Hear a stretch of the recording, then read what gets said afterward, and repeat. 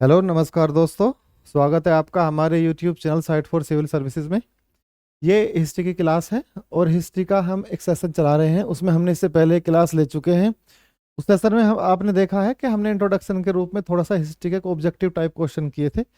हम इस सेशन को ऑब्जेक्टिव ही रखेंगे।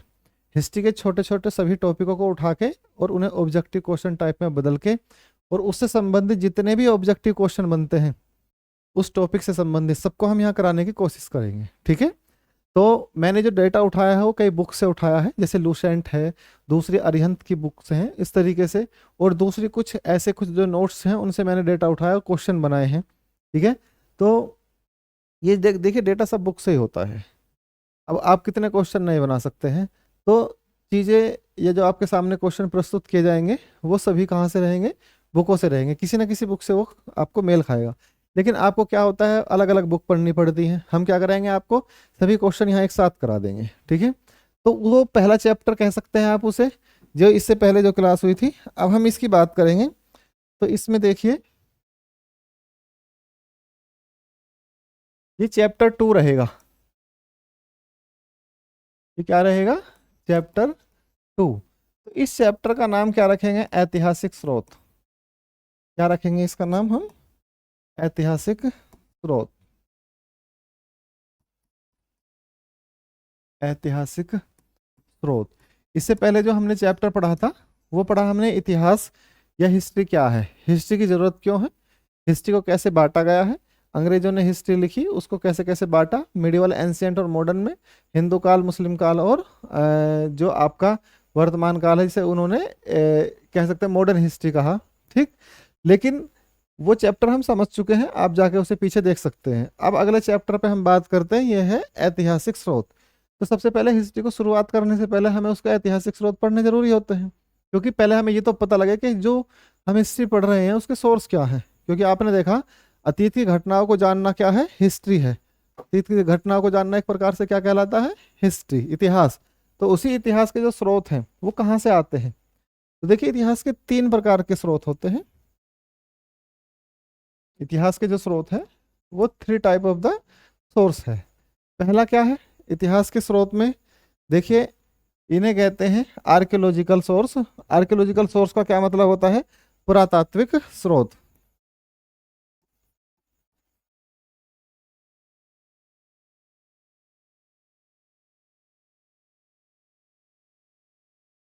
क्या कहते हैं उन्हें, पुरातात्विक सोर्स। ठीक है, इस तरीके से। तो ये हो गया पुरातात्विक सोर्स। दूसरा क्या होता है, साहित्यिक सोर्स।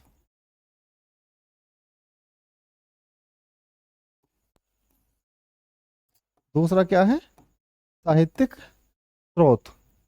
और तीसरा क्या है, विदेशी विवरण। विदेशी विवरण। इतिहास को देखने के लिए हम इन 3 चीजों पर टिके हुए हैं। ठीक है। इतिहास को देखने के लिए हम किन पर टिके हुए हैं, इन 3 चीजों पे। पुरातात्विक सोर्स को जानते हैं, साहित्यिक सोर्स को जानते हैं, और विदेशियों ने क्या कहा जो यहाँ घूमने आए थे समय समय पर, उन्होंने क्या लिखा है, उनके द्वारा क्या सोर्स दिए गए हैं, उन्हीं के आधार पर हम अपनी हिस्ट्री को लिखते हैं। तो देखिए पुरातात्विक सोर्स से क्या मतलब है, ये क्या है, ये एक तरीके से अवशेष आधारित होते हैं। क्या है ये, अवशेष। अवशेष। अब अवशेष से क्या मतलब है, देखिए अवशेष का मतलब है जो पुराने समय की जो वस्तुएं हैं, जो चीजें हैं जो बची रह गई हैं, उनके आधार पर हम ये पता लगाते हैं कि उस समय का जीवन, उस समय की पॉलिटिकल सिस्टम, उस समय का सामाजिक जीवन, उस समय का आर्थिक जीवन कैसा रहा होगा, बच्चों की स्थिति, महिलाओं की स्थिति, सामाजिक स्थिति कैसी रही होगी। ये हम किसके आधार पर लगाते हैं, अवशेषों के आधार पर जो हमें प्राप्त होते हैं। ठीक है। तो देखिए मैं यहाँ हिस्ट्री की क्लास नहीं ले रहा, मैंने अब भी कहा था कि ये ऑब्जेक्टिव टाइप, यानी कि अधिक से अधिक मॉक लगाने की कोशिश करेंगे एमसीक्यूज की। ठीक। तो लेकिन बस आपको थोड़ा सा बता रहा हूँ कि जो पुरातात्विक सोर्स हैं वे साहित्यिक सोर्स और विदेशी विवरण के आधार पर हम कैसे या उन्हें किस प्रकार हम ऐतिहासिक स्रोत मानते हैं। तो अवशेषों के आधार पर हो गए। साहित्यिक स्रोत का मतलब है जो लिखा हुआ है, जो लिखा हुआ है बुक्स वगैरह में। जैसे जितना भी मुगल काल है वो सारा कैसा है, साहित्यिक सोर्स के आधार पर है। लेकिन उस समय की जो कल्चर वगैरह है वो उसके अवशेषों पर भी आधारित है, लेकिन फिर भी अधिकतर कैसा है, सारा लिखित आधार पर। एंशिएंट इंडिया दोनों पर है, आपका अवशेषों के आधार पर भी है और साहित्य के आधार पर भी हम उसे व्यवस्थित करते हैं। विदेशी विवरण, विदेशी विवरण में दो, यहाँ पे दो तीन लोग आए थे। दो तीन लोग का मतलब है दो तीन कंट्रियों से लोग आए हैं, जैसे चीन से, अरब से, ठीक है, जैसे इब्न बतूता, और वो मोरक्को से आए थे, ठीक है, वो पूरा अरब साम्राज्य के अंतर्गत ही आता है, ठीक है। और आपका चाहिए चीन से कौन आए, फाहियान हुएनसांग आए, ठीक। और जो यूनानी है, यूनानी जो पहले आते थे, जैसे मेगस्थनीज है, तो मेगस्थनीज ने भारत के बारे में क्या कहा और क्या लिखा, उससे विवरण से प्राप्त होता है हमें। चीनी जो ह्वेनसांग और आपके फाहियान आए, उन्होंने क्या बताया, और अरब यात्रियों ने क्या कहा, जो सुलेमान आए, सुलेमान और आपके इब्न बतूता और आपका जो दो चार और लोग थे, ठीक है, उन विदेशी यात्रियों ने क्या बताया भारत के बारे में या इतिहास के बारे में। तो आपको अब समझ में आ गया कि किस तरीके से ऐतिहासिक स्रोतों को देखा गया है, ठीक। अब हम डायरेक्ट चलते हैं आपके क्वेश्चंस पर। कहाँ चलते हैं, क्वेश्चंस पर।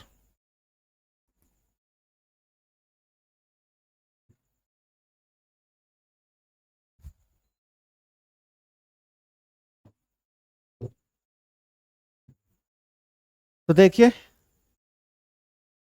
बीते हुए युगों की घटनाओं के संबंध में जानकारी देने वाले स्रोतों को क्या कहा जाता है, ऐतिहासिक स्रोत कहा जाता है। क्या कहा जाता है, ऐतिहासिक स्रोत। निम्नलिखित में से कौन सा कथन सही है, साहित्यिक स्रोत की तुलना में पुरातात्विक स्रोत अधिक प्रमाणित होते हैं। ठीक बात कही है, बिल्कुल यही सही है। क्यों, क्योंकि साहित्यिक स्रोत किसी से प्रभावित हो सकते हैं, जो लिखने वाला है हो सकता है वो किसी राजा के दरबार में रहता हो तो उससे ज़्यादा प्रभावित हो, तो उसके बारे में ज़्यादा लिख देगा, उसकी तारीफ लिख देगा। लेकिन जरूरी नहीं है कि सामाजिक स्तर पर या क्षेत्रीय स्तर पर वो बहुत ज़्यादा सफल सिद्ध रहे हों।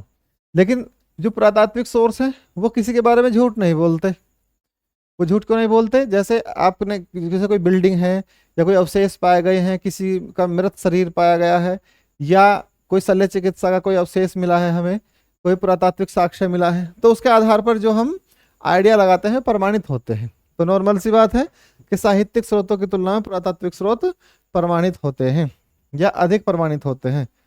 किस वेद में प्राचीन वैदिक युग की संस्कृति, देखिए प्राचीन वैदिक युग की, तो प्राचीन वैदिक युग, तो वैदिक युग 4 वेदों पे जो टिका हुआ है, ठीक है। तो सबसे पुराना कौन सा है, ऋग्वेद है। तो ये किसकी बात करता है, प्राचीन की, तो आंसर क्या हुआ, ऋग्वेद। निम्नलिखित में से कौन सा ग्रंथ श्रुति ग्रंथ का अंग नहीं माना जाता। तो देखिए श्रुति का मतलब क्या है, श्रुति का मतलब है सुनने के आधार पर, सुनने के आधार पर, ठीक है, अर्थात इनका संकलन किया गया है, ठीक। ये कोई फिक्स लिखित साहित्य नहीं है। जैसे जो वेद हैं आपके और उनसे जुड़े हुए जो ग्रंथ हैं, जैसे ब्राह्मण ग्रंथ हैं, तो वे सब क्या है, वे श्रुतियों के आधार पर संकलित किए गए हैं, ठीक। तो श्रुतियों के आधार पर संकलित किए जाने के आधार अगर वे श्रुतियों के आधार पर संकलित किए गए हैं तो उन्हें क्या माना जाता है, श्रुति ग्रंथ कहा जाता है। तो इसमें आपकी संहिताएं आएंगी, ब्राह्मण ग्रंथ आएंगे और उपनिषद आएंगे, क्योंकि उपनिषद भी किससे जुड़े हुए हैं, वेदों से जुड़े हुए हैं। संहिताएं भी वेदों से जुड़ी हुई हैं, लेकिन पुराण वेद का हिस्सा नहीं होते। तो पुराण वेद का हिस्सा नहीं होते, तो आंसर कौन सा सही रहेगा, डी सही रहेगा। अब आगे चलिए, इसमें निम्नलिखित में से कौन सा ग्रंथ श्रुति ग्रंथ नहीं माना जाता, यह हो गया। निम्नलिखित में से कौन सा ग्रंथ यह दावा करता है कि जो उस ग्रंथ में है वह विश्व में, जो उस ग्रंथ में है वह विश्व में अलभ्य है। अलभ्य का मतलब सब जगह वो दिया गया है, अर्थात या तो वो वहां पे है या नहीं है। तो ये कौन कहता है, ऐसा महाभारत कहता है। त्रिपिटक, त्रिपिटक की संकल्पना, जैसे विनय पिटक, सूत पिटक, ये किसके हैं, ये किसके ग्रंथ है, सामान्य सी बात है, बौद्धों के ग्रंथ है, ठीक है। जातक, देखिए जातक अब भी क्षेत्रीय स्तर पर जातक शब्द यूज होता है। जातक यानी कि जो छोटे बचपन में जो बच्चे होते हैं उन्हें जातक बोलते हैं, ठीक। तो यही से संबंधित आप यहाँ लिंक कर सकते हैं कि जो बौद्ध यानी कि महात्मा बुद्ध से संबंधित जो उनके बचपन की और पिछले जन्म की जो कहानियां हैं, जातक कथाएं उसमें दी गई हैं। तो जातक ग्रंथ किससे हैं, बौद्ध धर्म से हैं। मिलिंद पन्हो, मिलिंद के प्रश्न, राज मिलिंद और किस बौद्ध भिक्षु के मध्य यह संवाद हुआ था? तो ये कौन है? नागसेन है। ठीक है, निम्नलिखित में से किसकी तुलना मैकियावेली के प्रिंस से की जाती है? तो मैकियावेली ने जो ग्रंथ लिखा है वो पूरा पॉलिटिकल आधारित है। तो कौटिल्य का अर्थशास्त्र क्या है? टोटल पॉलिटिकल आधारित ग्रंथ है, उसमें राजनीति से संबंधित चीजें दी गई हैं। तो इसमें क्या हो जाएगा? आंसर बी हो जाएगा। अब आगे देखिए, कौटिल्य अर्थशास्त्र में किस पहलू पर प्रकाश डाला गया है? अभी तो बताया ऊपर, राजनीतिक नीतियों पर। कल्हण की पुस्तक का नाम क्या है? कल्हण की पुस्तक का नाम क्या है? कल्हण ने कौन सी पुस्तक लिखी है? राजतरंगिणी। हाँ, ये रही राजतरंगिणी लिखी हुई है। तो अष्टाध्यायी किसके द्वारा लिखी गई थी? अष्टाध्यायी किसके द्वारा लिखी? पाणिनि ने अष्टाध्यायी लिखी है। महाभाष्य के रचनाकार को कौन है? पतंजलि है। ठीक है, ऐसी कालिदास द्वारा रचित मालविका अग्निमित्रम नाटक का नायक कौन है? अग्निमित्र है। सिंपल सी बात है, सी आंसर है। हंसचरित किसके द्वारा लिखी गई है? बाणभट्ट के द्वारा। ये किसने लिखी? बाणभट्ट ने। विक्रमांक चरित्र के रचनाकार कौन है? विल्हण है। कौन है? विल्हण। चंद्रवरदाई द्वारा रचित पुस्तक कौन सी? देखो ये ग्रंथ आपके रटे हुए हैं, बस मैं आपको एक तरीके से रिवीजन करा रहा हूँ। चंद्रवरदाई किसने लिखी है? पृथ्वीराज रासो ने। आगे लिखिए, समझिए। निम्न में से कौन सिकंदर के साथ भारत आने वाला इतिहासकार नहीं था? तो इस सिकंदर के साथ कौन नहीं आया था? देखिए तीनों सब आए थे। हेरोडोटस सबसे पुराना इतिहासकार है, तो उसका इनका कोई मतलब नहीं है, वो कभी भारत आया ही नहीं है। निम्नलिखित में से किस विदेशी यात्री ने भारत का दौरा सबसे पहले किया था? तो सबसे पहले कौन है? आपके मेगस्थनीज हैं। देखिए फाहियान भी बाद में आया, चंद्रगुप्त सेकंड के समय। हिंसांग, हर्षवर्धन के और सिंह तो फिर उससे भी बाद में आए थे। तो मेगस्थनीज सबसे पहले आए थे। मेगस्थनीज की पुस्तक का नाम क्या है? इंडिका। ठीक है, कमेंट करके बताइए मेगस्थनीज किसके समय में आए थे और इनको किसके दरबार में यहाँ पे थे, ये बताना है। ज्योग्राफिया की रचना किसने की है? स्ट्रैबो ने। ध्यान रखना, ये स्ट्रैबो की रचना है। प्लिनी की पुस्तक का नाम क्या है? Natural historia. Periplus of the Erythraean Sea. देखिए ये Periplus of the Erythraean Sea का मतलब क्या है? पेरिपल्स का मतलब होता है मोतियों की माला, इरिथियन सी यानी कि समुद्र की। तो इसका ये अज्ञात कोई यूनानी लेखक है, इसमें उसका नाम नहीं दिया गया, तो ये नहीं पता चल पाया कि उसका नाम क्या है। ठीक है, आगे देखिए। फाहियान कहाँ का निवासी था? सिंपल सी बात है, मैंने अभी क्या बताया था थोड़ी देर पहले, चीन का। फाहियान किसके शासनकाल में भारत आया था? चंद्रगुप्त द्वितीय के समय में, ये मैंने अभी बताया था आपको। चंद्रगुप्त द्वितीय के समय में फाहियान भारत में आया। हर्षवर्धन के समय में कौन सा चीनी यात्री भारत आया था? बताइए भाई। हेनसांग। देखो इसे ऐसे याद रखना, है से ह्वेनसांग और है से ही हर्षवर्धन है। कितना सिंपल है। देखिए 9वीं सदी में भारत में आए अरब यात्री सुलेमान ने किस साम्राज्य को रोमा कहकर संबोधित किया है? बताइए। रोमा, ये पाल को इन्होंने रोमा कहा, पाल साम्राज्य को। अलबरूनी किसके शासनकाल में या किसके समय में इतिहासकार रहे हैं? अलबरूनी। तो देखिए अकबर, बलबन, ये सब बात की बात है। महमूद गजनवी। ठीक है, तारीख हिंद, तहकीक हिंद वगैरह जो लिखी थी वे। यात्री इब्न बतूता। इब्न बतूता कहाँ के यात्री थे? मोरक्को के। अभी हम जिक्र कर रहे थे इब्न बतूता का। दक्षिणी अफ्रीकी यात्री इब्न बतूता किसके समय में भारत आए? तो बताइए ये किसके समय में? मोहम्मद बिन तुगलक के, यानी कि जो तुर्की साम्राज्य है, यानी कि जो तुगलक शासक था, जब यहाँ पे तुगलकों का शासन था उस समय भारत आए थे। आगे देखिए। फारस के सुल्तान मिर्जा शाहरुख के राजदूत अब्दुल रज्जाक किस विजयनगर साम्राज्य या किस विजयनगर सम्राट के शासनकाल में विजयनगर की यात्रा की थी? बताइए। देवराय द्वितीय या देवराय सेकंड। भारतीय पुरातत्व सर्वेक्षण आर्कियोलॉजिकल सर्वे ऑफ इंडिया की स्थापना कब हुई थी? आर्कियोलॉजिकल सर्वे ऑफ इंडिया की स्थापना 1861 में हुई थी। ध्यान रखना इस बात को। 1861 का जब अधिनियम आता है तो उसमें आर्कियोलॉजिकल सर्वे ऑफ इंडिया की स्थापना होती है। भारतीय पुरातत्व का जनक किसे कहते हैं? The father of the Indian archaeology किसे कहा जाता है? बताइए। Alexander Cunningham, James princess, Mortimer wheeler और जॉन मार्शल। ठीक है, तो इसमें मार्टिमर व्हीलर है। ठीक, पुरातत्व का जनक अलेक्जेंडर कनिंघम भी हो सकता है, जॉन मार्शल, मार्टिमर व्हीलर ही है इसमें। ठीक है, एक बार इसको कंफर्म कर लेना, ठीक, ये कोई बड़ी बात नहीं है, मिल जाएगा आपको। आगे देखते हैं। निम्नलिखित, ये मेरे दिमाग से उतर गया, अभी बता दूंगा। निम्नलिखित विद्वानों में हड़प्पा सभ्यता का सर्वप्रथम खोजकर्ता कौन है?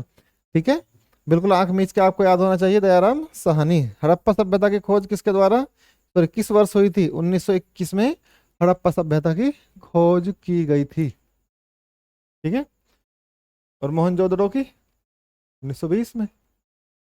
देखिए, सिंधु घाटी सभ्यता की खोज को निकालने में जिन दो भारतीयों का नाम जुड़ा हुआ है, तो दयाराम साहनी और राखलदास बनर्जी। कौन कौन है वो? दयाराम साहनी और राखलदास बनर्जी। हड़प्पा एवं मोहनजोदड़ो की पुरातात्विक खुदाई के प्रभारी बताइए? Lord Macaulay, lord Clive, colonel Tod और सर जॉन मार्शल। देखिए, खोज किसने की? दयाराम साहनी और राखलदास बनर्जी। लेकिन उसकी खुदाई किसके संरक्षण में की गई? सर जॉन मार्शल के। न्यूमिसेमेटिक्स किसे कहते हैं? आंख मीच के जहां भी न्यूमिसेमेटिक्स मिल जाए, समझ जाना सिक्कों की बात कर रहा है। किसकी बात कर रहा है? सिक्कों की। ठीक है, तो ये इससे संबंधित है। एशिया माइनर स्थित बोगस को यह अभिलेख कहाँ मिला है? एशिया माइनर, तुर्की को कहते हैं एशिया माइनर। ठीक है, वहां से जो अभिलेख प्राप्त हुए हैं उसमें 4 वैदिक देवता हैं, इंद्र, मित्र, वरुण और नातस्य। इंद्र, मित्र, वरुण और नातस्य। तो इससे यह पता लगता है कि हमारा उस समय के, या हमारा जो मोहनजोदड़ो सभ्यता है, यहाँ से वहां पर व्यापार होता होगा।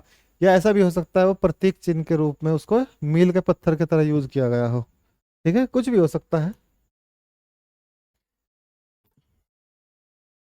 अशोक के शिलालेखों को पढ़ने वाला प्रथम अंग्रेज कौन था? बहुत आसान सवाल है, जेम्स प्रिंसिस। ठीक है, जेम्स प्रिंसिस। देखिए, मैं क्यों बता रहा हूँ आपको, ये छत्तीसगढ़ पीसीएस में आए हुए सवाल हैं। ठीक है, इसे आप फैक्ट मान के ऐसे ही छोड़ सकते हैं। जो मैंने आपको ज्योग्राफी की हिस्ट्री 4 घंटे की जो क्लास पढ़ाई थी ज्योग्राफी की, उसमें उत्तराखंड पीसीएस के एग्जाम से पहले ज्योग्राफी के सवाल डायरेक्ट लगे हैं उससे। और हिस्ट्री की मैं नहीं बना पाया था, लेकिन हिस्ट्री की जब हम बताएंगे आपको, इसमें डायरेक्ट सवाल कम से कम 6-7 सवाल डायरेक्ट आए थे। ठीक, तो आप जब आपका कभी रिवीजन ना हो तो आप कुछ ना करें, बस क्वेश्चन लास्ट ईयर के क्वेश्चन लगा के चले जाएंगे, तब भी सवाल फंस जाते हैं। अशोक के अधिकांश अभिलेख किस भाषा में है? तो प्राकृत यानी कि क्षेत्रीय भाषा को प्राकृत भाषा कहते हैं, और ये ब्राह्मी एक दूसरी लिपि है। ठीक है, तो किस भाषा में है? प्राकृत और ब्राह्मी में। कहाँ से अशोक के द्विभाषाई ग्रीक और अरमाई का अभिलेख प्राप्त हुए हैं? ये कंधार से प्राप्त हुए हैं। ठीक है, अशोक के मानसेरा यानी पाकिस्तान, शहबाजगढ़ी पाकिस्तान से प्राप्त शिलालेख में किस लिपि का उपयोग किया गया है? तो नॉर्मल सी बात है, ये कहाँ की बात कर रहे हैं? पाकिस्तान की बात कर रहे हैं। तो पाकिस्तान का पश्चिम में, तो उधर किसका ज्यादा प्रभाव देखा गया है? खरोष्ठी लिपि का। ठीक है, संस्कृत वहां नहीं है, तमिल वहां नहीं है, यूनानी हो सकती है लेकिन यूनानी नहीं है, बल्कि क्या है? खरोष्ठी है। प्राचीन भारत में कौन सी एक लिपि दाईं से बाईं? दाएं से बाएं का मतलब क्या है? हम ऐसे लिखते हैं, ऐसे। लेकिन दाएं, ये कौन सा पार्ट है आपका? ये बायां है, और ये क्या है? दायां है। तो ये ऐसे लिखी जाती है उर्दू की तरह, यानी कि वहीं से जन्म है। तो ये कौन सी? फिर वही उसी की बात करता है, खरोष्ठी की ही। देखिए, यूपीएससी 1997 में पूछा गया सवाल है। ठीक है, और ये छत्तीसगढ़ पीसीएस में 2012 में ही पूछा गया है। आगे देखिए, हेलियोडोरस का बेसनगर जो अभिलेख है वो किसके लिए है? तो आपको एक बात याद रखनी है, हेलियोडोरस का जो बेसनगर स्तंभ है वो वासुदेव के, केवल वासुदेव लिखा है ना, बस ये याद रखना, उसमें केवल वासुदेव का ही वर्णन है। ठीक है, निम्नलिखित में से कौन सा अभिलेख कलिंग नरेश खारवेल से संबंधित है? हाथी गुम्फा अभिलेख। सर्वप्रथम भारत में विशुद्ध संस्कृत भाषा में लंबा अभिलेख किस राजा द्वारा जारी किया गया? किस राजा जारी किया गया था सबसे पहले? तो जो सबसे पहले ये काम किसने कराया था? सक्षक क्षत्रप रुद्रदमन का। हाँ, रुद्रदमन का जो जूनागढ़ अभिलेख है, जो रुद्रदमन का जूनागढ़ अभिलेख है, वो विशुद्ध संस्कृत भाषा में एक लंबा अभिलेख है। ठीक है, काव्य शैली का प्राचीनतम नमूना किसे माना गया है? यही है आपका रुद्रदमन के अभिलेख को। निम्नलिखित में से किस अभिलेख में चंद्रगुप्त मौर्य और अशोक दोनों का उल्लेख किया गया है? तो बताइए, इसमें कौन है? अशोक का गिरनार या गौतमीपुत्र सातकर्णी नासिक अभिलेख, महाक्षत्रप रुद्रदमन का जूनागढ़ अभिलेख, इसमें यही आएगा आपका बी। रुद्र दमन के जूनागढ़ अभिलेख में दोनों का ही उल्लेख किया गया है, चंद्रगुप्त मौर्य का भी और अशोक का भी। देखिए यूपीएससी 2008 में पूछा गया क्वेश्चन है, उत्तर प्रदेश पीसीएस में। अब देखिए आगे, थोड़ा ये स्लाइड तिरछी हो गई। समुद्रगुप्त की सैनिक उपलब्धियों का वर्णन उसके किस अभिलेख में किया गया है? तो समुद्रगुप्त का अभिलेख कौन सा है भाई? प्रयागराज का है समुद्रगुप्त का अभिलेख। तो प्रयागराज में है, उत्तर प्रदेश में पीसीएस में पूछा गया, फिर बिहार में पूछा गया 2008 में। प्रयाग प्रशस्ति अभिलेख, तो प्रयाग प्रशस्ति का मतलब कहाँ का? वही समुद्रगुप्त की प्रयाग प्रशस्ति का लेखक हरिसेन। तो ये किसने लिखवाया था? हरिसेन ने अंकित कराया था। किसका शासक का दरबारी था? बिल्कुल किसका था? समुद्रगुप्त का। ठीक है। तो जो मेहरौली दिल्ली स्थित लौह स्तंभ है, किस सदी में हुआ था? चौथी सदी में। दिल्ली में आप मेहरौली में गए हो तो कुतुब मीनार देखने जाएंगे तो वहां पे देखिए, वहां पे एक क्या है? लोह स्तंभ है। ठीक है, तो उसी की बात करता है, चौथी सदी में। दिल्ली के मेहरौली में कुव्वतुल इस्लाम मस्जिद में के प्रांगण में स्थित प्रसिद्ध लोह स्तंभ किसकी स्मृति में है? चंद्र राजा की। सती प्रथा का पहला पुरातात्विक उल्लेख कहाँ मिलता है? आपको याद रखना है, कहाँ मिलता है? ऐरन अभिलेख में। ये बहुत ही इंपॉर्टेंट सवाल है। सती प्रथा का जो उल्लेख कहाँ मिलता है? ऐरन अभिलेख में। ठीक है, और ऐरन अभिलेख किसका है बताओ? अरे भाई भानुगुप्त का। ऐरन अभिलेख का संबंध किस शासक से है? भानुगुप्त से। ऐहोल प्रशस्ति का रचयिता रवि कीर्ति किस चालुक्य शासक का दरबारी कवि है? ऐहोल प्रशस्ति का रचयिता तो पुलकेशिन प्रथम, पुलकेशिन द्वितीय और विक्रमादित्य द्वितीय। तो इसका आंसर रहेगा पुलकेशिन द्वितीय। हर्ष और पुलकेशिन द्वितीय के मध्य हुए संघर्ष की जानकारी कहाँ से मिलती है? ऐहोल अभिलेख से मिलती है। ठीक है, अब देखिए कवि कालिदास के नाम से उल्लेख किस लेख में हुआ है? कवि कालिदास के नाम का उल्लेख जो हुआ है वो कहाँ से हुआ, कहाँ हुआ है? इलाहाबाद स्तंभ लेख में, अलापाड़ुदान लेख में, अच्छा ये इसी में ही है, ऐहोल के उत्तीर्ण लेख में। अभिलेखों को ऐतिहासिक प्रकथन के साथ प्रारंभ करने की परंपरा किसने चलाई थी? बताइए, बहुत आसान सवाल है। राजराजा प्रथम ने। ठीक है,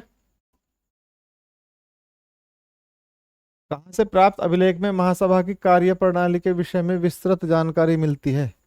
महासभा की, देखिए ये आपका उत्तर मेरु अभिलेख है। कौन सा अभिलेख है? उत्तर मेरु। ये आपका उत्तर मेरु अभिलेख है, आंसर ए। सिक्कों का प्रचलन कब हुआ? बताइए, सिक्कों का प्रचलन कब हुआ? 6ठी शताब्दी ईसा पूर्व में? नहीं, 300 शताब्दी ईसा पूर्व में।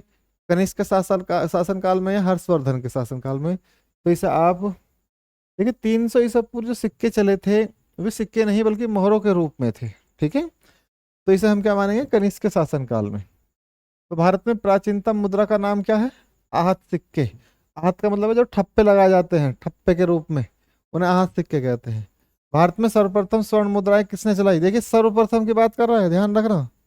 तो सर्वप्रथम इंडो बैक्टीरियन जो लोग थे उन्होंने सर्वप्रथम, हाँ कहाँ गया?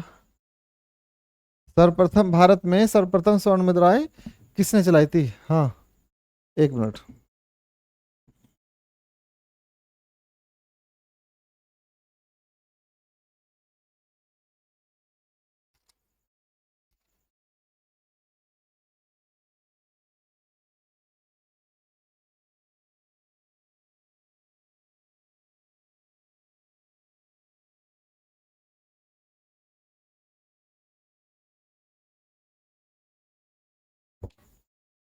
हाँ, तो क्या कहता है, क्या कहता है कि भारत में सबसे पहले स्वर्ण मुद्राएं किसने चलाई थी? तो मैंने क्या बताया था अभी आपको? इंडो बैक्टीरियन ने।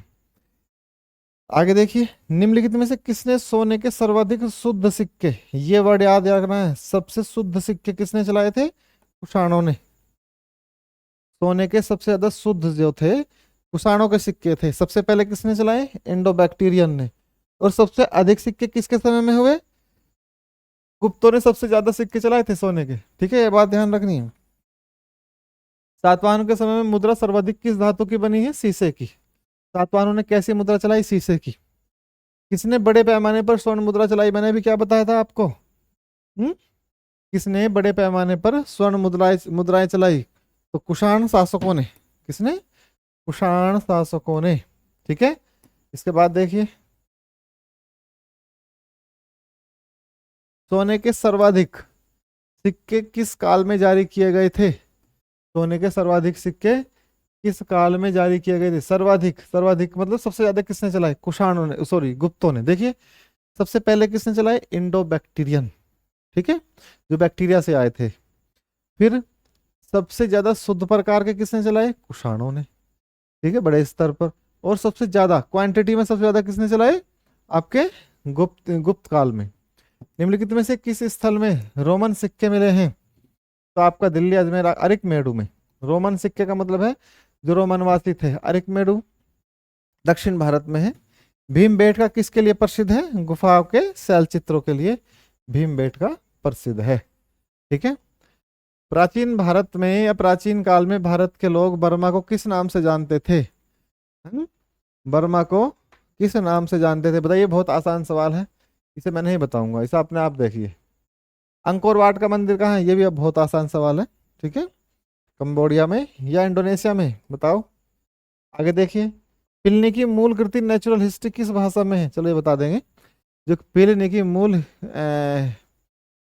कृति है नेचुरल हिस्ट्री, वो किस भाषा में है?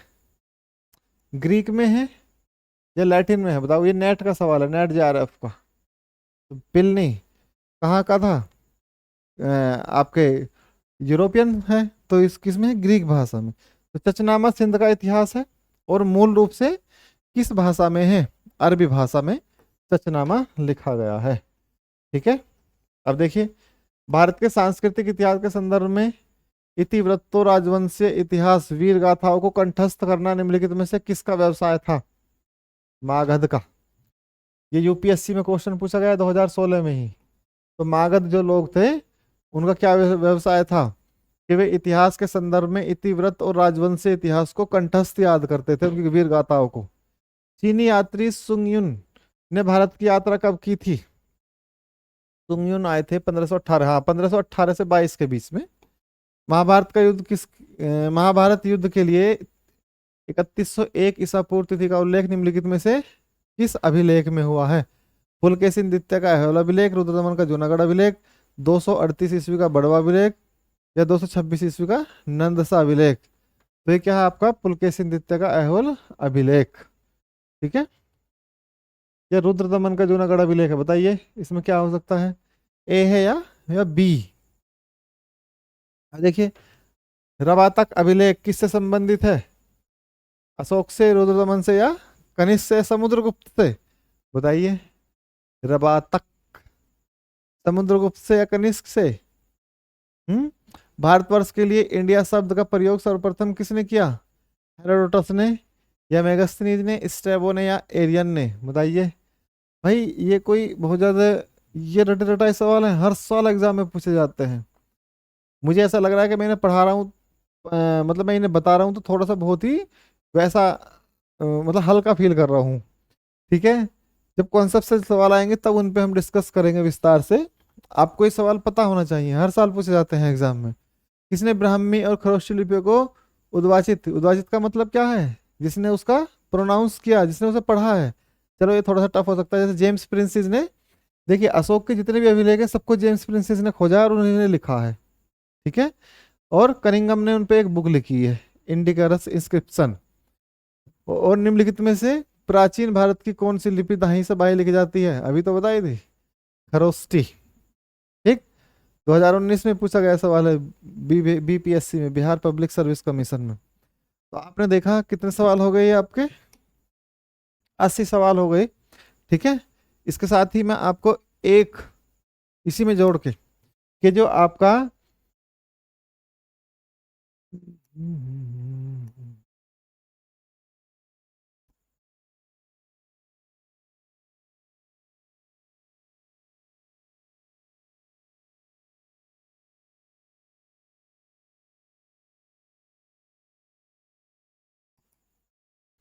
ऐतिहासिक स्रोत का जो चैप्टर है, उसमें आपने देखा डायरेक्ट फैक्चुअल सवाल हमने कर लिए हैं। अब थोड़ा सा करेंगे हम थोड़े कॉन्सेप्चुअल सवाल, जिसमें आप सेंटेंस के रूप में पढ़ेंगे और फिर उसमें आपको थोड़ा एनालाइज करना है। तो देखिए साहित्यिक स्रोतों को हम इस तरीके से पढ़ते हुए चलेंगे। तो question number 1, question number 2, question number 3, इस तरीके से। अब देखिए, प्राचीन कालीन स्थलों के उत्खनन के संबंध में निम्नलिखित कथनों में से कौन सा असत्य है। देखिए ये थोड़ा टफ पड़ेगा आपको, लेकिन थोड़ा सा धैर्य से पढ़ेंगे तो फिर टफ नहीं लगेगा। पश्चिमोत्तर भारत में नगरों की स्थापना 2025 ईसा पूर्व में हुई थी। 2025 नहीं, बल्कि 2500 ईसा पूर्व में हो गई थी। तो 2500 ईसा पूर्व की ये कब की बात कर रहे हैं? 2500 ईसा पूर्व आप चले जाइए सिंधु सभ्यता में, तो आप देखेंगे कि उस समय नगर बस चुके थे। तो पश्चिमोत्तर भारत का क्या मतलब है? पश्चिमोत्तर का मतलब जिस जो अभी का समय सिंधु सभ्यता के आसपास का है। तो नॉर्मल सी बात है, ये आंसर बिल्कुल, सॉरी, ये ऑप्शन बिल्कुल सही है। तो देखिए दूसरा, केवल उत्तर भारत में शव के साथ औजार भी मिले हैं। तो केवल, जहां भी इस तरीके के जो सवाल पूछे जाते हैं एग्जाम में, तो उसमें अगर केवल आ जाए, ये शब्द आ जाए केवल, तो समझ जाना कि इसके 80% चांस गलत होने के होते हैं। 80% चांस इसके कैसे होते हैं? असत्य होने के। तो आप इस तरीके से क्वेश्चन को टैकल कर ले जाएंगे। तो केवल उत्तर भारत में ही सबके साथ औजार मिले हैं, ये ही गलत है। और इसने क्या पूछा है? असत्य कौन सा है? तो आपका आंसर क्या हो जाएगा? बी। अब देखिए इसमें बी आंसर दिया भी गया है, लेकिन मैं फिर भी आपको बताऊंगा। हम तीसरे को भी पढ़ेंगे। उत्खनन से किसी संस्कृति की भौतिक अवस्था उद्घाटित होती है। उत्खनन का मतलब है जब खुदाई करते हैं तो उस संस्कृति की भौतिक अवस्था समझने में हमें हेल्प मिलती है। तो ये बिल्कुल सही बात है। तो ये तो हो ही नहीं सकता। तो इसमें कौन सा सवाल, कौन सा गलत है? बी गलत है। अब आगे देखिए, प्राचीन कालीन स्थलों से उत्खनन के संबंध में कथन बी असत्य है। ठीक है, क्योंकि, क्यों है? क्योंकि न केवल उत्तर भारत में बल्कि दक्षिण भारत में भी शवों के साथ औजार, हथियार, मिट्टी के बर्तन आदि को दफनाए जाने का प्रचलन था। इन कब्रों के ऊपर एक घेरे में बड़े बड़े पत्थर खड़े कर दिए जाते थे, जिन्हें महापाषाण काल कहा गया है। अब देखिए समझिए इस बात को, महापाषाण काल क्या है? क्या कहा गया है? महापाषाण काल। अब जो पुराने, महा का मतलब बड़े, पाषाण का मतलब पत्थर, ठीक है। तो इस समय जो कब्रगाह है, कब्रगाह का मतलब जो जो दबाते थे शवों को, इस तरीके से बड़े बड़े पत्थरों को ऐसे लगा के और इनके ऊपर ऐसे ढक दिया जाता था। ठीक, तो इन्हीं को क्या कहा गया है? पाषाण काल।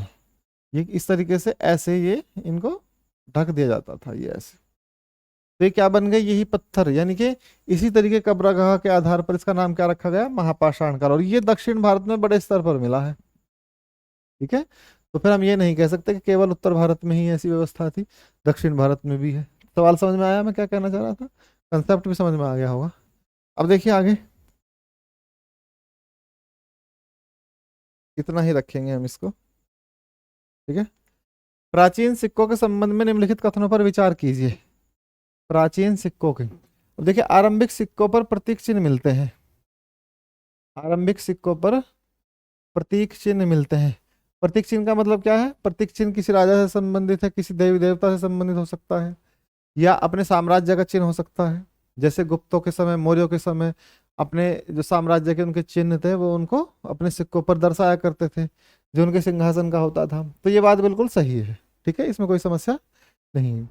बाद के सिक्कों पर राजा और देवताओं के नाम भी मिलते हैं, ये भी सही है। सिक्कों, क्योंकि आपने देखा कि मध्यकाल, सॉरी, जो पूर्व मध्यकाल का समय है उस तक आते आते बहुत बड़े स्तर पर देवी देवताओं के चित्र अंकित किए जाने लगे थे। ठीक है, तो जो आपका राजपूत काल कह सकते हैं।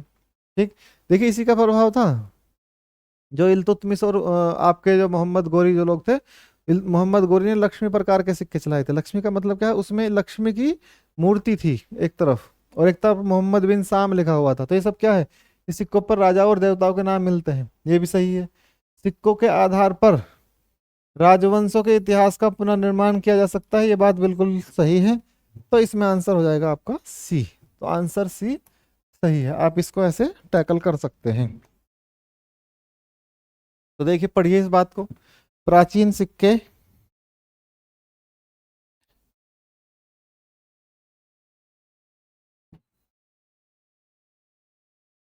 प्राचीन सिक्कों के संबंध में दिए गए सभी कथन सत्य हैं। प्राचीन सिक्कों के अध्ययन को मुद्रा शास्त्र, मैंने अभी क्या बताया था आपको, ये शब्द आया था ना अभी थोड़ी देर पहले,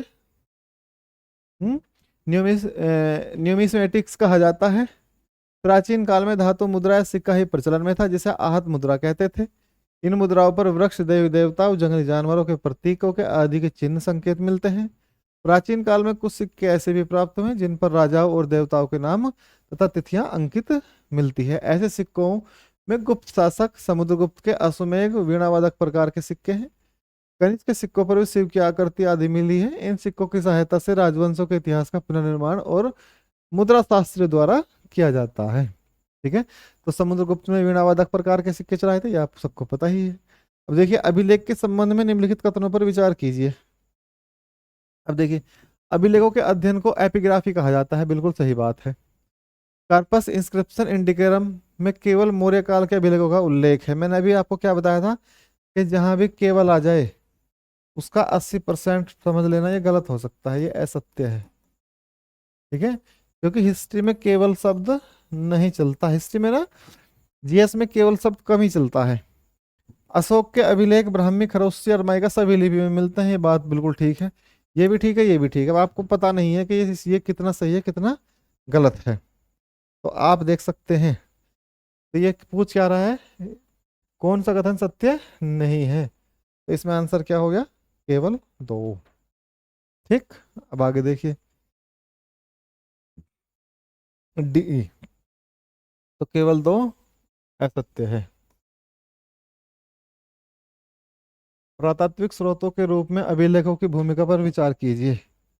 पुरातात्विक स्रोत के रूप में अभिलेखों की भूमिका पर विचार कीजिए। अभिलेख केवल पत्थर पर उत्कीर्ण किए गए हैं, केवल फिर से केवल आ गया। ठीक है, तो कुछ अभिलेखों में राजाओं और रानियों सहित अन्य व्यक्तियों के विवरण मिलते हैं, बिल्कुल सही है ये। अभिलेखों के माध्यम से शासक अपनी विजयों का उल्लेख और लेखा जोखा रखते थे, ये भी बिल्कुल सही है। तो आंसर दूसरा और तीसरा सही है। तो क्या पूछा है इसने, यही तो पूछा है कि कौन सा सही है, कौन सा कथन सही है। तो ये भी सही है, ये भी सही है। मैंने क्या बताया, केवल। देखिए, आपको अगर पता भी नहीं है तो आप इसके आधार पर भी सवाल सही कर ले जाएंगे। आप कुछ देखते होंगे कि कुछ कोचिंगों के जो वीडियोज आते हैं उनमें बताते हैं कि सवाल को कैसे टैकल किया जाता है। अगर आपको नहीं पता तो उसमें से केवल भी एक ऐसा शब्द है जिसके आधार पर हम ये टैकल कर सकते हैं कि यूपीएससी में एलिमिनेशन टेक्निक क्या होती है और उसे कैसे टैकल करते हैं। ठीक है, अब देखिए, इसको आप पढ़ लेंगे। ठीक, आगे चलो। पुरातत्वविद के संबंध में निम्नलिखित कथनों पर विचार करिए। तो पुरातत्वविदों के संबंध की बात कही गई है। वर्तमान में बनी वस्तुओं का अध्ययन करने वाला व्यक्ति पुरातत्वविद है, ये गलत है या नहीं है, सिंपल सी बात है, गलत है। क्योंकि वर्तमान की वस्तुओं का नहीं वर्तमान में बनी वस्तुओं का नहीं। आर्कियोलॉजिकल सर्वे किससे संबंधित है, जो आपके अतीत की वस्तुएं हैं। पुरातत्वविद जानवर, चिड़िया आदि की हड्डियों की सहायता से यह जान पाते हैं कि लोग अतीत में क्या खाते थे, ये बिल्कुल सही है। तो आंसर इज ए। तो क्या पूछ रहा, कौन सा सही नहीं है, तो कौन सा सही नहीं है, पहला सही नहीं है, अर्थात पहला गलत है। आगे देखिए, इसको पढ़ लेंगे आप आराम से। साहित्यिक स्रोत। ठीक, तो आपके पुरातात्विक स्रोत से संबंधित सवाल हो गए, 5 सवाल उसमें से बने हैं। अब देखिए छठा सवाल, निम्नलिखित में से कौन सा एक लकुलिस पशुपत संप्रदाय पर प्रकाश डालता है। जो ये जो पशुपत संप्रदाय है आपका, ये ये शैव धर्म से संबंधित है। पशुपत संप्रदाय किससे संबंधित है, शैव धर्म से। ठीक है, और इसके जो प्रवर्तक हैं या जिन्होंने ये शुरू किया था, वो उनका क्या नाम था, लकुलिस। तो ये कहता है निम्नलिखित में से कौन सा एक लकुलिस पशुपत संप्रदाय पर प्रकाश डालता है। तो कौन प्रकाश डालता है लकुलिस पर, तो हविष्य की मुद्रा है, चंद्रगुप्त द्वितीय का मथुरा अभिलेख है, भवभूति का मालती माधव, पाणिनि की अष्टाध्यायी, बाणभट्ट की कादम्बरी। ठीक है, तो 1 2 4 और 5, हाँ, ये भवभूति का जो आपका मालती माधव है, ये इस पे प्रकाश नहीं डालता। कौन है, हविष्क, चंद्रगुप्त, पाणिनि और बाणभट्ट, तीनों ने ही लकुलिस के बारे में बताया है और पशुपत संप्रदाय के बारे में बताया है। आगे देखिए, क्वेश्चन नंबर 7, इसे आप पढ़ लेंगे। ठीक, ये मैंने ये व्याख्या इसलिए लगाई है जिससे आप इसे आसानी से पढ़ सके। अब देखिए ये एनसीईआरटी से ये एनसीईआरटी की बुक से उठाया गया सवाल है, ठीक है। जैसे बताया ना चैप्टर 3 क्लास, ये आपका अरिहंत की बुक का है, ठीक है। अब देखिए साहित्यिक स्रोतों के रूप में वेदों के संबंध में निम्नलिखित कथनों पर विचार कीजिए। तो साहित्यिक स्रोत की बात करता है, तो साहित्यिक स्रोत में देखिए सभी वैदिक ग्रंथों में सभी वैदिक ग्रंथों में बाद में जोड़े गए तथ्य मिलते हैं, ठीक। ऋग्वेद में मुख्यतः देवताओं की स्तुतियां मिलती है, ये बात बिल्कुल सही है। जो ऋग्वेद है उसमें अधिकतर देवताओं की ही तो स्तुति है, जैसे अग्निदेव की है, इंद्रदेव की है, वरुण की है, ठीक है। इस तरीके से तो वैदिक साहित्यों में कर्मकांड और पौराणिक आख्यान का वर्णन नहीं है।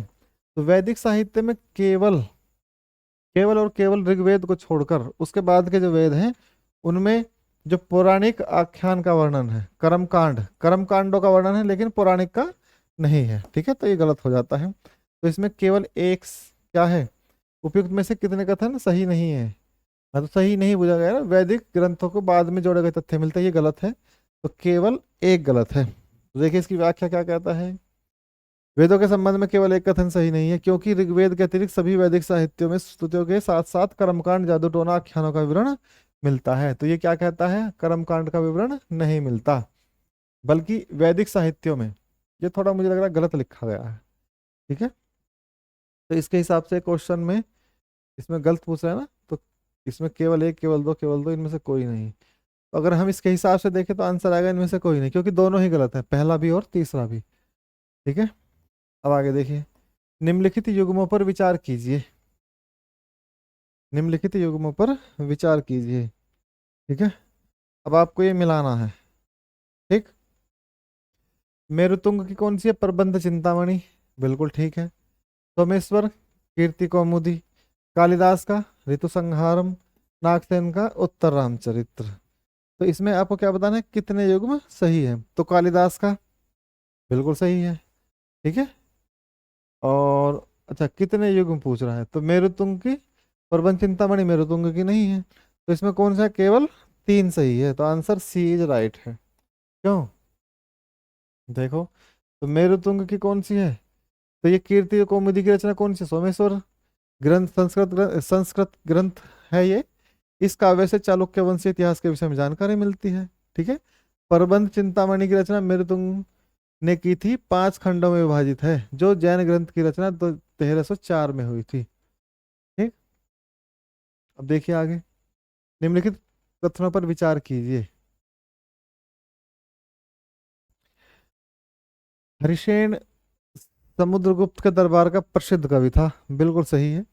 उसने देवी चंद्रगुप्तम काव्य की रचना की। तो देवी चंद्रगुप्तम बताइए किसने लिखा है, हरिसेन ने तो नहीं लिखा, ठीक है। यह प्रयाग प्रशस्ति का रचयिता था। तो हरिसेन ने जो प्रशस्ति लिखी वो कौन सी थी, प्रयाग प्रशस्ति, ठीक है। तो 1 और 3 इसमें सही है। देवी चंद्रगुप्तम किसकी है बताइए। हरिसेन समुद्रगुप्त के दरबार में रहने वाला राजकवि था, जो संस्कृत में रचनाएं करता था। वह प्रयागराज में स्थित प्रयाग प्रशस्ति का रचनाकार था। इसने काव्यात्मक विशेषता के साथ इसकी रचना समुद्रगुप्त व्यक्तित्व तथा विजयों पर विवरण लिखता है। ये किसकी, देवी चंद्रगुप्त हरिसेन की नहीं, बल्कि किसकी है, विशाख दत्त की है, ठीक है। ये किसकी रचना है, विशाख दत्त की। आगे चलिए,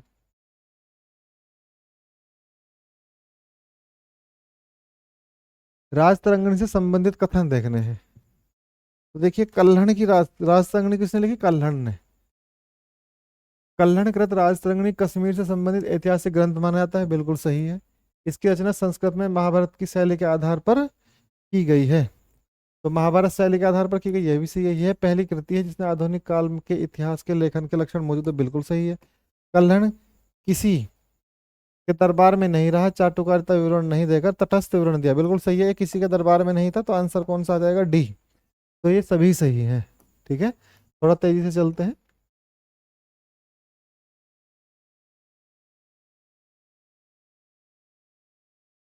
अब देखिए, भारतीय इतिहास के संदर्भ में अलेक्जेंडर री और A H Longhurst, Robert Sewell, James वर्गेट और वाल्टर एलियट किस गतिविधि से संबंधित हैं। आपको ये पता ही है किसकी बात चल रही है, पुरातत्व की। तो किससे है, पुरातात्विक उत्खनन से। आगे देखिए, अष्टाध्यायी के संबंध में निम्नलिखित में से कौन सा कथन सही है? पाणिनि द्वारा रचित अष्टाध्यायी एक प्रमाणिक ग्रंथ है। पाणिनि द्वारा रचित अष्टाध्यायी एक प्रमाणिक ग्रंथ है। इसकी रचना 6ठी शताब्दी से पूर्व में की गई थी, जो मूलतः एक योग ग्रंथ है। अष्टाध्यायी में अध्यायों की संख्या 8 है। तो इसमें क्या पूछा, कौन सा सही नहीं है? सी। इसका आंसर क्या हो जाएगा? सी, ये सही नहीं है। आगे देखिए, महाभारत के संबंध में निम्नलिखित कथनों पर विचार कीजिए। यह 10वीं सदी ईसा पूर्व में 4थी सदी ईसा पूर्व तक स्थिति का आभास देता है। कब से कब तक का देता है? 10वीं से और 4थी तक का। बिल्कुल सही है। ठीक है, तो इसमें पहला सही हो गया। पहले इसमें 1000 श्लोक थे, इसे जय कहा जाता था, बस यही गलत है इसमें। ठीक है, क्योंकि 1000 नहीं बल्कि ज्यादा श्लोक थे, जो इससे बाद में 24 हो गए, फिर बाद में 1,00,000 हो गए। जब 1,00,000 हुए तब महाभारत का इसका नाम पड़ा, और जब 24,000 थे तब इसका नाम क्या, भारत पड़ा था। ठीक है, तो इसमें, तो जब इसे जय कहा गया था तब इसमें लगभग 1800 थे शायद। इसे अभी देखते हैं, 1000 नहीं बल्कि सॉरी, हाँ 8800। कितने थे? 8800। अब देखिए, बौद्ध ग्रंथ के संबंध में निम्नलिखित कथनों पर विचार कीजिए। प्राचीनतम बौद्ध ग्रंथ पाली भाषा में लिखे हैं। बिल्कुल सही है। पाली भाषा कन्नौज का उत्तरी बिहार में बोली जाती है। पाली भाषा कहाँ बोली जाती है? कन्नौज के उत्तरी बिहार में। नहीं, ये गलत है, बल्कि दक्षिणी बिहार में बोली जाती है। कहाँ बोली जाती है? दक्षिणी बिहार में, तो यही गलत है। ठीक है, तो पाली भाषा, महाभारत बुद्ध के पूर्व जन्मों की कथाएं जातक कथाएं कहलाती हैं, ये भी सही है। तो आंसर सी। ठीक है, आगे देखिए, जैन साहित्यिक स्रोतों के संबंध में निम्नलिखित कथनों पर विचार कीजिए। जैन ग्रंथों की रचना प्राकृत भाषा में हुई है। ठीक है, जैन ग्रंथों की रचना प्राकृत भाषा में हुई है। आज 15 ही क्वेश्चन करेंगे और बचे हुए क्वेश्चन कल करेंगे, क्योंकि क्लास बहुत लंबी हो गई है, लगभग 45-40 मिनट की हो गई। ठीक है, तो इसको यहाँ रख लेता हूँ। जैन साहित्यिक स्रोतों के संबंध में निम्नलिखित कथनों पर विचार कीजिए। जैन ग्रंथों की रचना प्राकृत भाषा में हुई है। बिल्कुल सही। प्राकृत का मतलब है क्षेत्रीय भाषा, वहाँ की क्षेत्रीय। ईसा की 8वीं सदी में वल्लभी में उन्होंने इन्हें संकलित किया गया। जैन ग्रंथों में व्यापार और व्यापारियों से के उल्लेख के, क्या लिखा है? जैन ग्रंथों में व्यापार और व्यापारियों के उल्लेख बार बार मिलते हैं। उपति में से कौन सा क्या पूछ रहा है? सही पूछ रहा है। तो आपका क्या है इसमें? केवल 1 और 3 सही है। 1 और 3 सही है, ये गलत है। क्यों गलत है ये? जैन साहित्य स्रोतों के संबंध में कथन 1 और 3 सही है। बौद्ध ग्रंथ के साथ साथ जैन ग्रंथ भी एक महत्वपूर्ण साहित्यिक स्रोत रहे हैं, जिनकी रचना प्राकृत भाषा में की गई है। ठीक है, जैन ग्रंथों के अनेक ऐसे अंश हैं जिनके आधार पर हमें महावीर कालीन बिहार और पूर्वी उत्तर प्रदेश के राजनीतिक इतिहास के पुनर्निर्माण में सहायता प्राप्त होती है। इस ग्रंथ में व्यापार और वाणिज्य व्यापारियों से संबंधित उल्लेख बार बार मिलते हैं। सही नहीं है, तो कौन सा कथन? दूसरा सही नहीं है, क्योंकि ईसा की 8वीं सदी में नहीं बल्कि 6ठी सदी में गुजरात के वल्लभी नगर में जैन ग्रंथों को अंतिम संकलित किया गया था। ठीक है, तो मिलते हैं नेक्स्ट क्लास में। इसके बाद अभी इसमें लगभग 40-45 क्वेश्चन हैं, तो आगे 15-20 सवाल जो बचे हैं उन्हें हम नेक्स्ट क्लास में करेंगे, 25-30 सवाल। ठीक है, मिलते हैं सभी को, धन्यवाद।